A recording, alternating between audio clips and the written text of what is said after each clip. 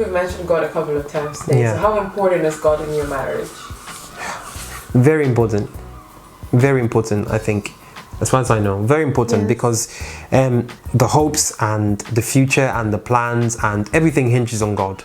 I mean, even the fact that we decided to wait for 5 years, and it's like, what's your assurance that you're going to be able to have children in 5 years? God. So everything is, God is like the foundation of our whole lives, of everything. Without God, I think it goes back to the love that we had would probably be a Disney kind of love, which then there's room for divorce and all these things.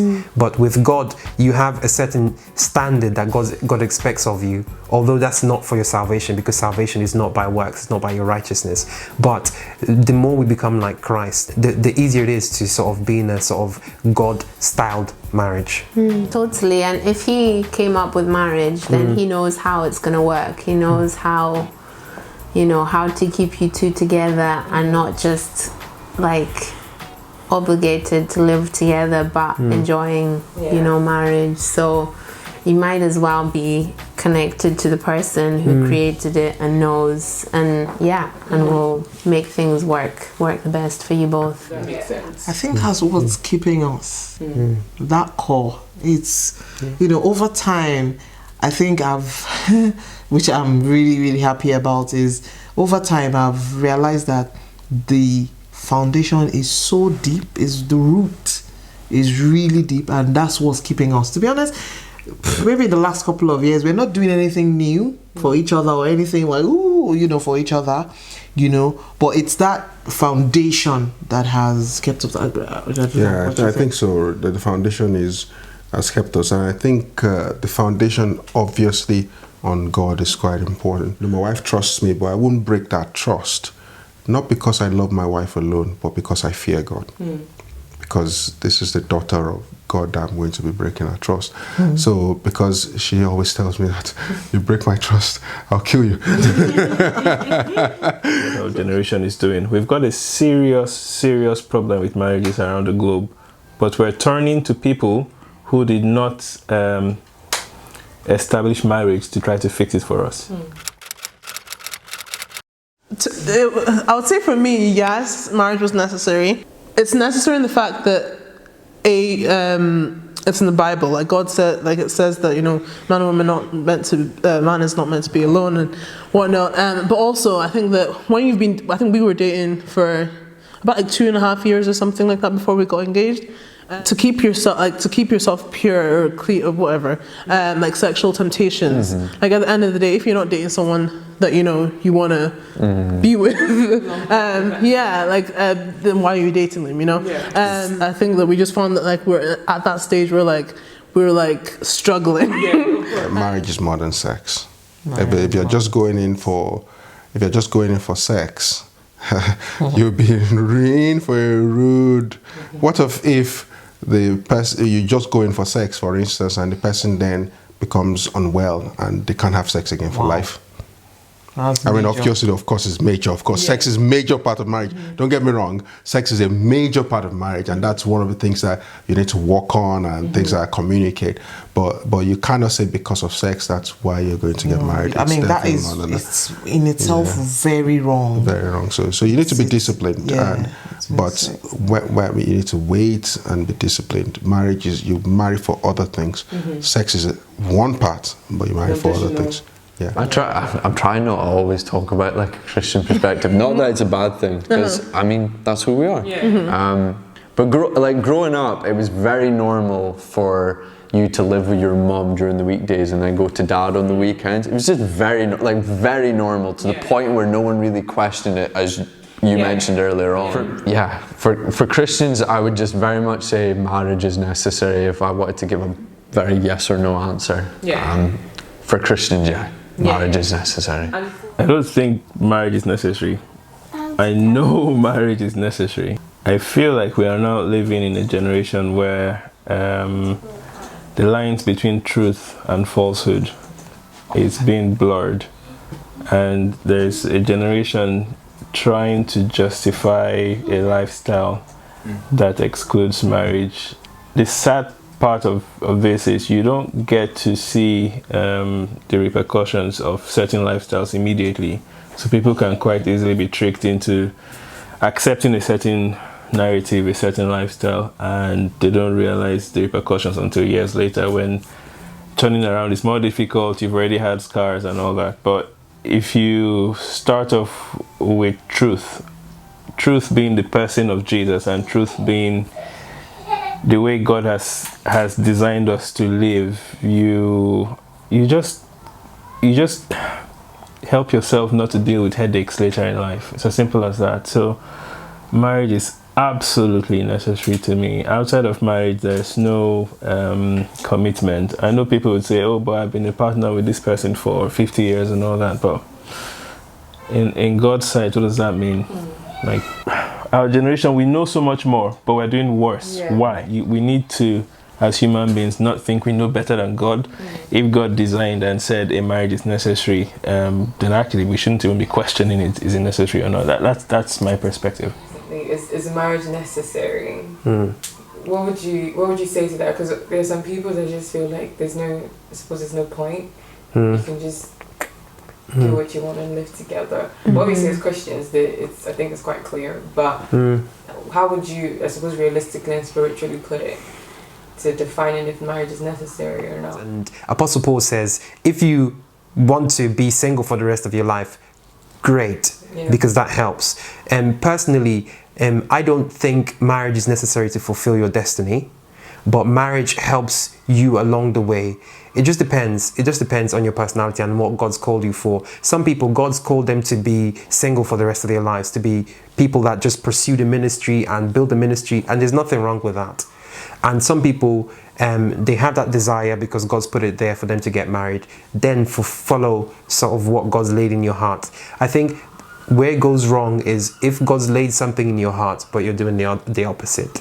So if God's asked you to get married, but you've turned down everybody and you're like, I'm never going to get married, whereas God strongly convicted you to do that, then you're pretty much not taking God's advice.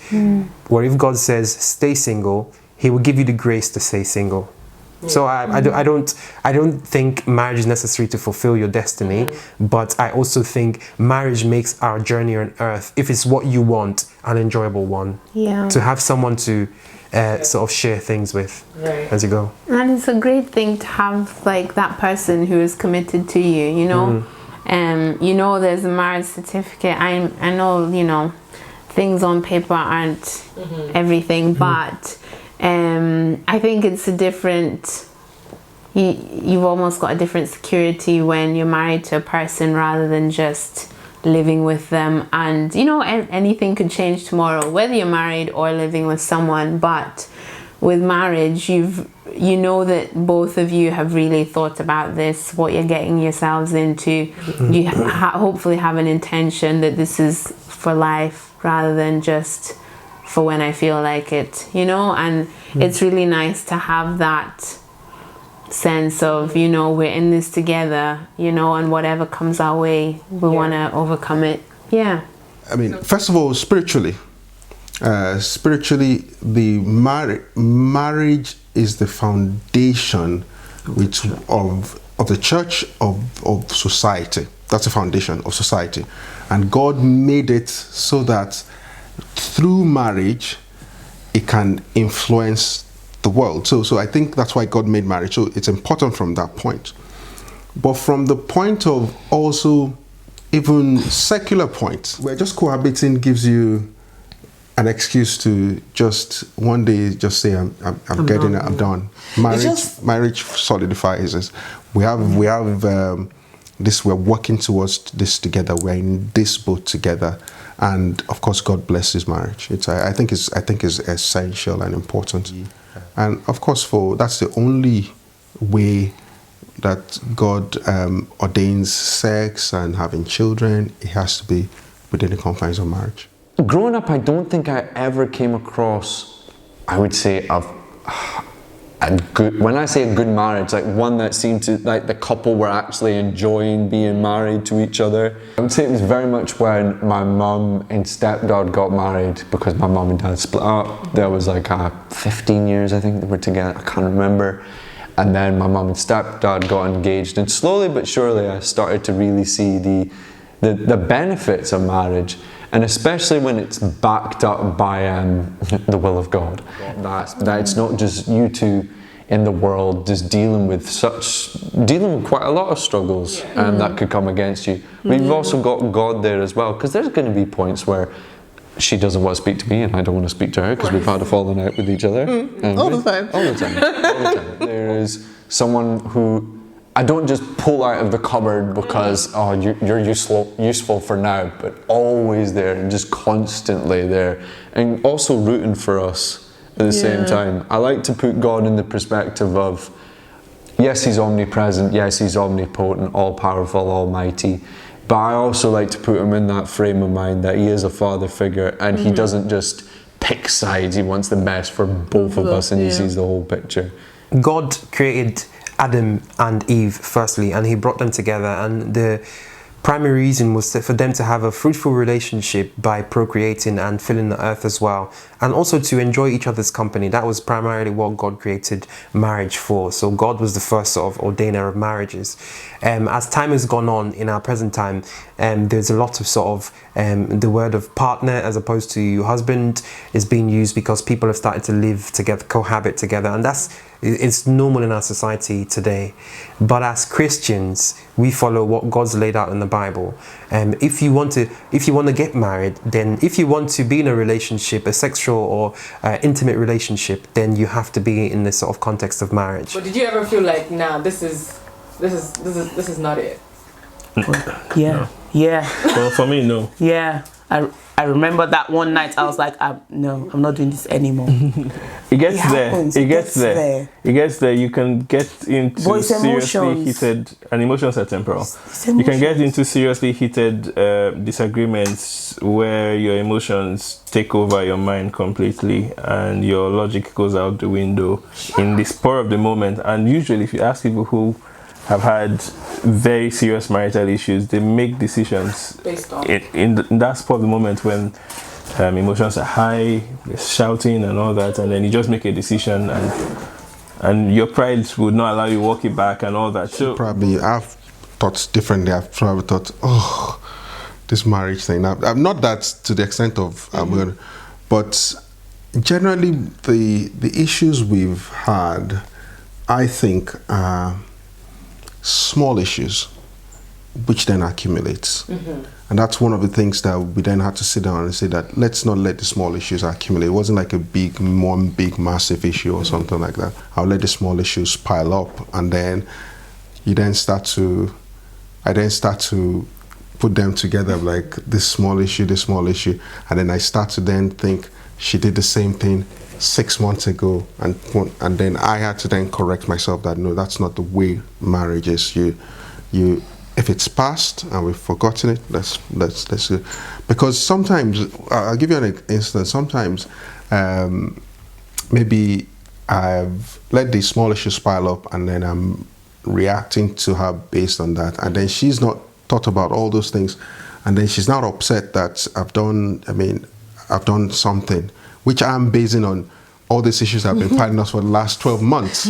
And she's like, we've only had one issue in the last 2 days, and his behavior is so bad. And then she goes to report me to this person, and then I then go, and then they now tell me to come and see, and then they now ask me that, okay, what happened? And then I now get there. I can't, because there's small issues. I feel petty when I try to enumerate them. So I just get there and I'm like, it's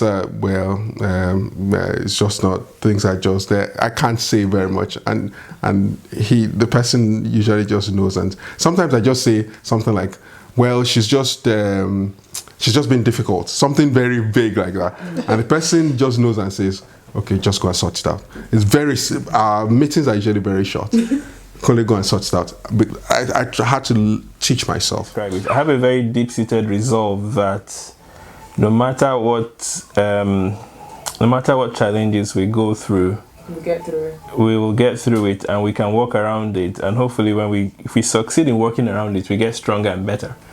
So I see myself almost like a a sprinter, not a sprinter, actually a long distance runner, where in one of the laps you come against some challenge.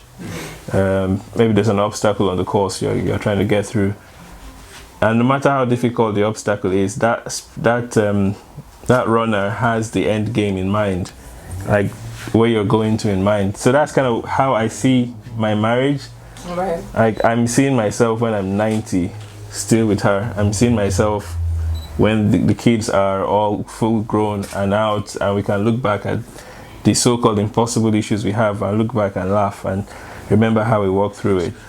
She is very much happens quickly. She'll tell you. Let's talk about it, end it, move on. I'm the talker, he isn't. So I think me being in your life is actually a plus for you. No, really, because if Kunle married maybe someone that had a similar character, I think there might have been more issues. There might be more because issues. Kunle doesn't know how to, maybe something happens now. He says it in Yoruba like it's the tip of an iceberg. But then this tip of an iceberg just keeps.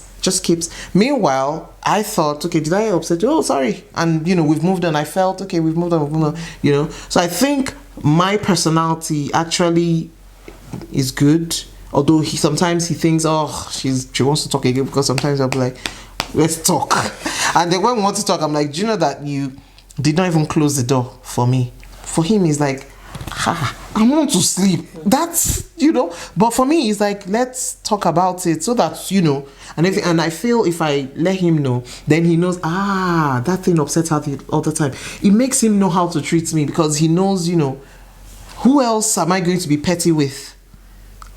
So for me, the way I see it is, if I want to be petty, it is you. So you have to just deal with it. I cannot, the moment I'm going outside to maybe like a friend or a cousin, my sister or something, then there's a problem. Yeah.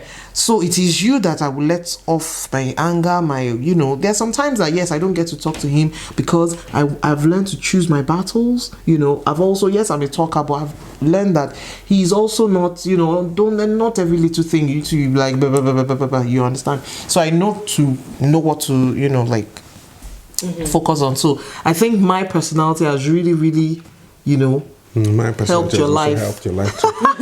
Because now you know that you pick your battles. You don't always.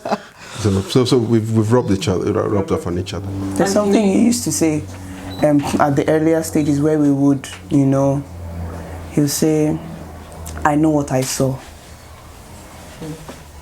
He always used to say that. You don't say it again, no. Better try yourself. He always used to say that. I know what I saw.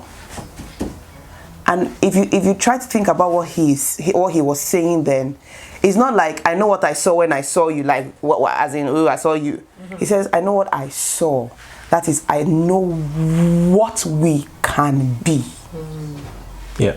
When I saw us, I didn't see the us now. I saw the us of tomorrow. The perfect us. The perfect us. So I know what I saw. So every time I'm being a pain, he consoles himself with, that's not her. That's not her that I saw. We are getting there. Mm-hmm. And it's actually a very good way to look at it. Because if you keep looking at the now, I know somebody will come and tell me, what if they will never? No, that's not your problem. And that's what faith is. Abraham never once said, I'm not getting there, God. Oh, my leg is paining me. I'm going back home.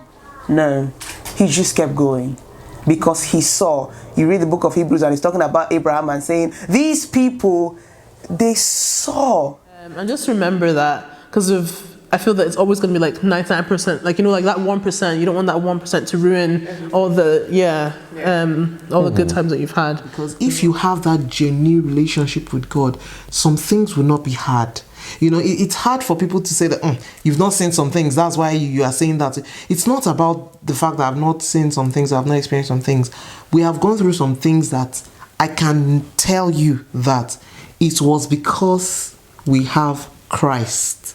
So it doesn't mean that, we're so special or we are so mature that, but in my mind, I know that it's because we genuinely understand, our relationship and our, We have that walk with Christ separately. You understand? So I'm not being that Christian because of him, and he's not going to church or something because of me. We stand on our own with Christ, you know.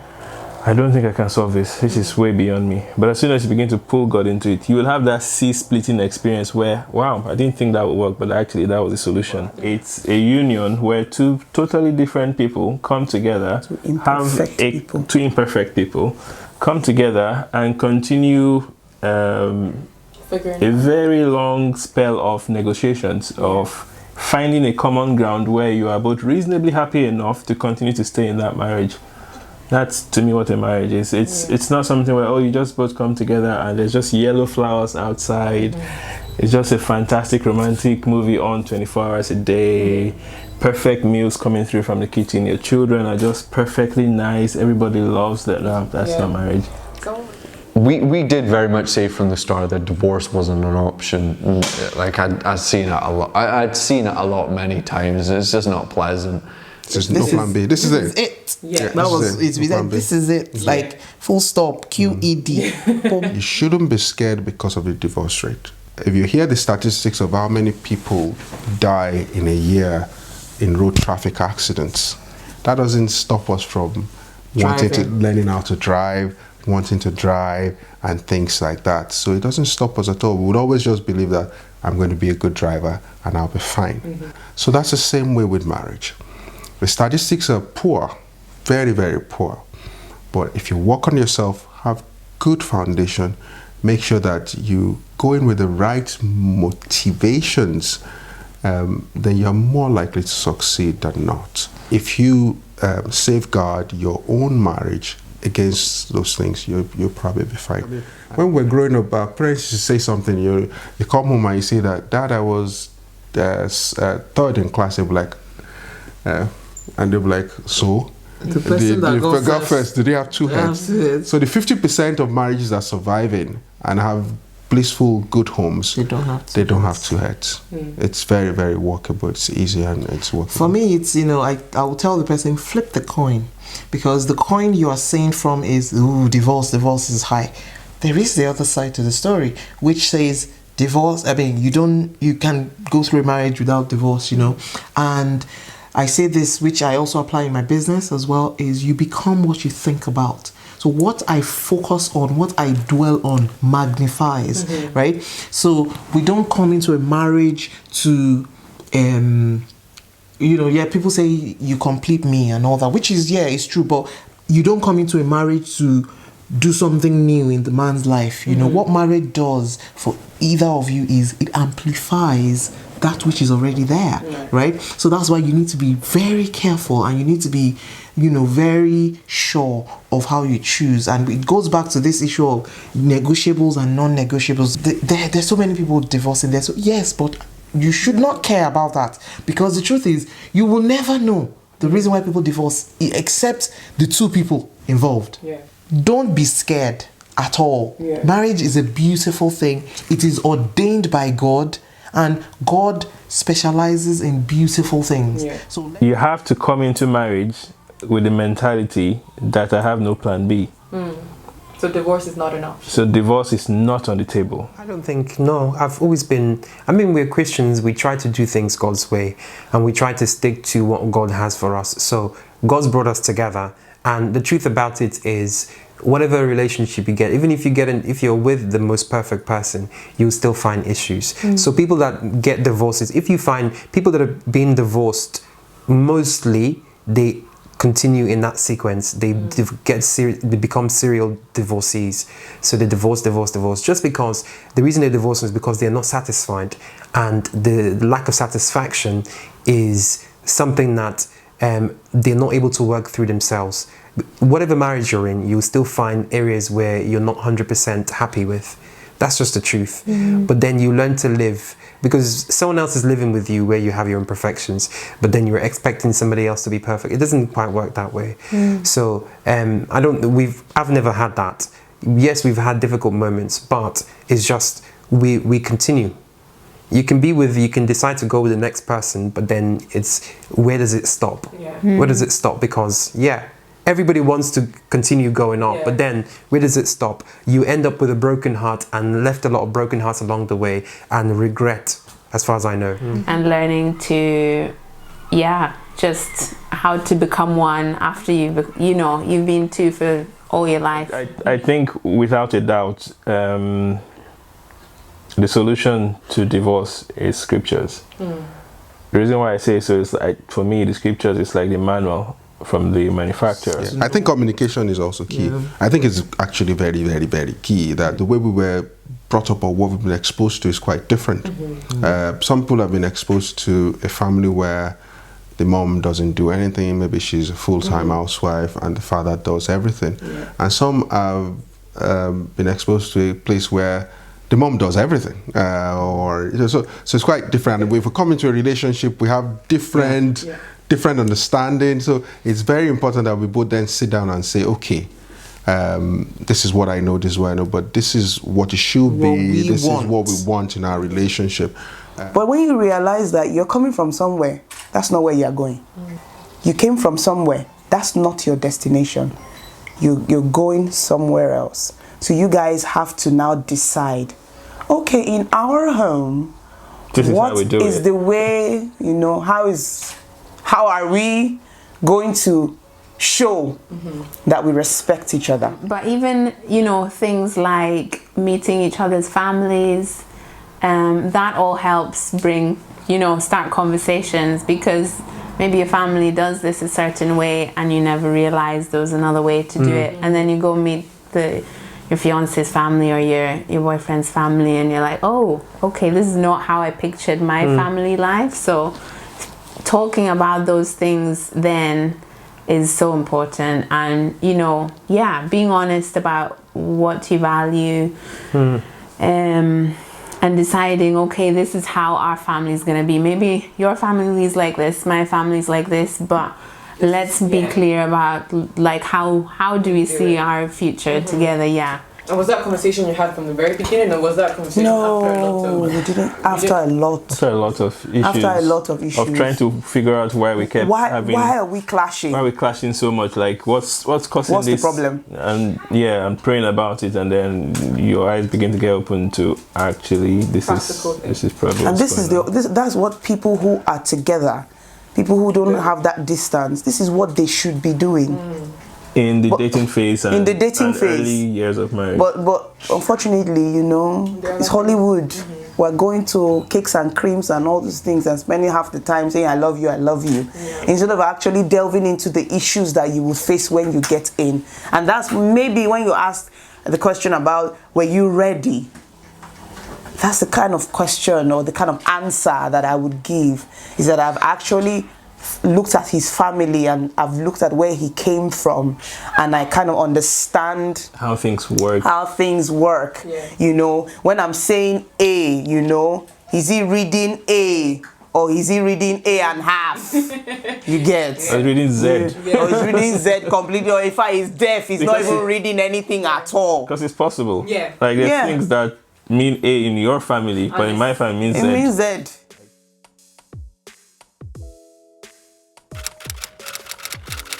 We've had 5 amazing years, but I'm even more excited about the 5, 25, 65 years to come. I think we'll be dead by then.